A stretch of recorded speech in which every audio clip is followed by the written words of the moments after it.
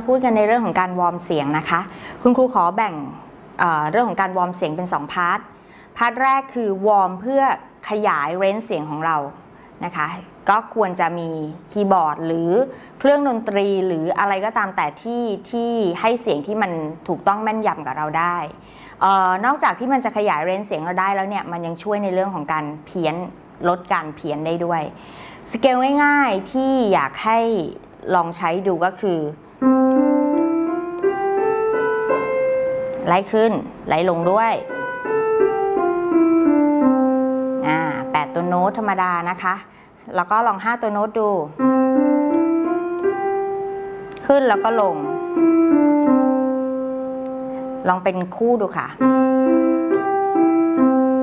โดมีโซมีโดนะคะแล้วก็เป็นอาร์เพจจิโอ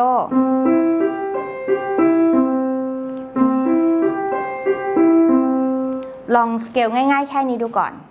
แล้วก็กระเถิบขึ้นไป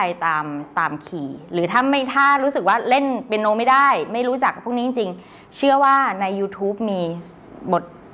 เขาเรียกอะไรคะเป็นคลิปที่มีสเกลพวกนี้อยู่แล้วลองใช้ดูส่วนที่2เราวอร์มเสียงก่อนที่จะขึ้นเวที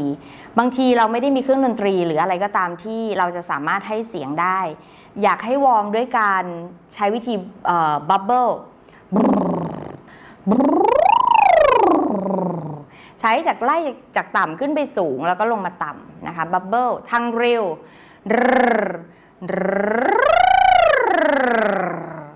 อันนี้ได้เป็นการช่วยผ่อนคลายช่องปากด้วย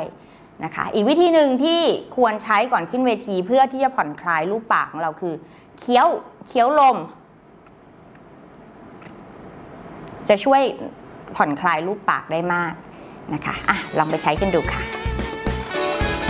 มาที่คำแซนด์วิชให้เราปลดปล่อยความคิดไม่มีกฎเกณฑ์ให้ต้องยึดติด